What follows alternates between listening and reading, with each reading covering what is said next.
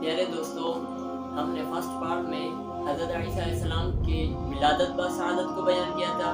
اب second part میں ہم حضرت عیسیٰ علیہ السلام کے معجزات اور آپ کے آسمان پر اٹھائے جانے کو بیان کرتے ہیں۔ جب حضرت مریم علیہ السلام نے حضرت عیسیٰ علیہ السلام کو پہاڑی پر جنم دیا تو اس کے بعد آپ نے دوبارہ بیت المقدس کی طرف سفر شروع کیا۔ پیارے دوستو، جب حضرت مریم علیہ السلام اب واپس بیت المقدس کی طرف تشریف لائے تو آپ کی قوم نے کیا دیکھا کہ آپ کی گود میں ایک بچہ ہے۔ جب اس بچے کو دیکھا تو آپ کی قوم نے کہا، اے مریم، نہ ہی آپ کے والد اس طرح تھے اور نہ ہی آپ کی والدہ اس طرح تھی۔ جب حضرت مریم علیہ السلام نے یہ بات سنی تو فرمایا، اے میری قوم، تم میری پاکیزگی کے بارے میں کوئی سوال نہیں کر سکتے۔ تو آپ کی قوم میں سے کچھ سرداروں نے کہا، اگر آپ اتنا پاکیزہ ہیں تو آپ کے پاس کیا ثبوت ہے؟ کیا کوئی آپ کی پاکیزگی کی گواہی دے گا؟ تو پیارے دوستو، جب حضرت مریم علیہ السلام نے یہ بات سنی تو آپ نے اپنی گود کی طرف اشارہ فرمایا اور فرمایا، یہ دودھ پیتا بچہ میری پاکیزگی کی گواہی دے گا۔ تو جب حضرت مریم علیہ السلام نے حضرت عیسیٰ علیہ السلام کی طرف انگلی کا اشارہ فرمایا تو حضرت عیسیٰ علیہ السلام اللہ تبارک و تعالیٰ کے حکم سے آپ نے کلام کرنا شروع کر دیا اور فرمایا، اے لوگوں، میں اللہ تبارک و تعالیٰ کی طرف سے نبی بن کر آیا ہوں اور مجھ پر کتاب نازل ہوگی اور مجھے زکوٰۃ اور نماز ادا کرنے کا حکم دیا گیا ہے، اور ساتھ ساتھ جب تک میں زندہ ہوں میں اپنی ماں کی خدمت کرتا رہوں گا۔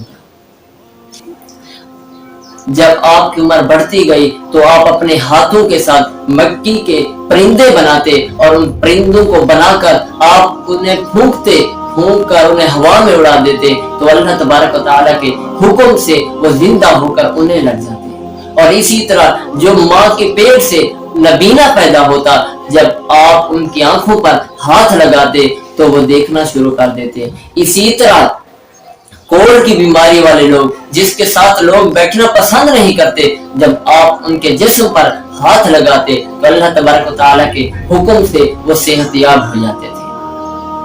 پیارے دوستوں، جب حضرت عیسیٰ علیہ السلام کی عمر 30 سال ہوئی تو اللہ تبارک و تعالیٰ کی طرف سے آپ پر کتاب نازل ہوئی اور آپ نے شام کی طرف تبلیغ کے لیے سفر کیا، جسے قرآن پاک نے بھی ذکر کیا ہے۔ جب آپ شام میں پہنچے تو وہاں بھی بنی اسرائیل کے کچھ لوگ تھے تو آپ کو وہ تکلیفیں دینے لگے، اور آپ کے ایک دن آپ کے حواریوں نے کہا، اے عیسیٰ، اگر آپ سچے ہیں، اگر آپ کا خدا سچا ہے تو آج ہمارے لیے آسمان سے کھانا نازل فرمائے۔ تو حضرت عیسیٰ علیہ السلام نے فرمایا، اے لوگوں، تم اللہ تبارک و تعالیٰ سے ڈرو۔ تو انہوں نے کہا، ہماری خواہش ہے کہ ہم آج آسمان سے اترا ہوا کھانا کھائیں اور ہمارے دل سکون کریں گے اور ہمیں یقین ہو جائے گا کہ آپ اللہ تبارک و تعالیٰ کے نبی ہیں۔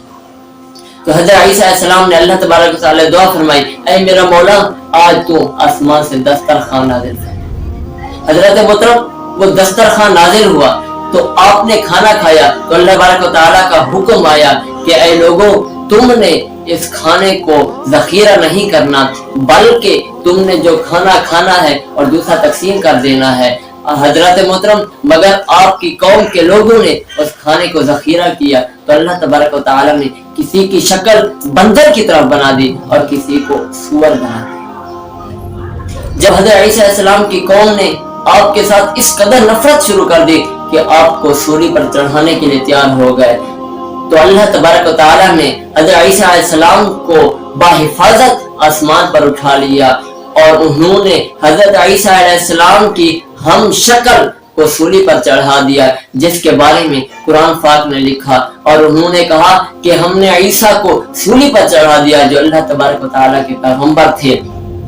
حالانکہ انہوں نے حضرت عیسیٰ علیہ السلام کو نہ ہی سولی پر چڑھایا اور نہ ہی قتل کیا، بلکہ اللہ تبارک و تعالیٰ نے حضرت عیسیٰ علیہ السلام کو بحفاظت آسمان پر اٹھا لیا اور اس کے جو مشابہ تھا اسے انہوں نے قتل کر دیا۔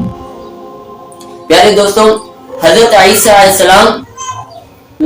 بنی اسرائیل میں آخری نبی تھے، اور آپ نے ہی بنی اسرائیل کو آخری الزمان نبی کی بشارت دی تھی کہ ایک میرے بعد آخری الزمان نبی آئے گا جس کا نام احمد ہو۔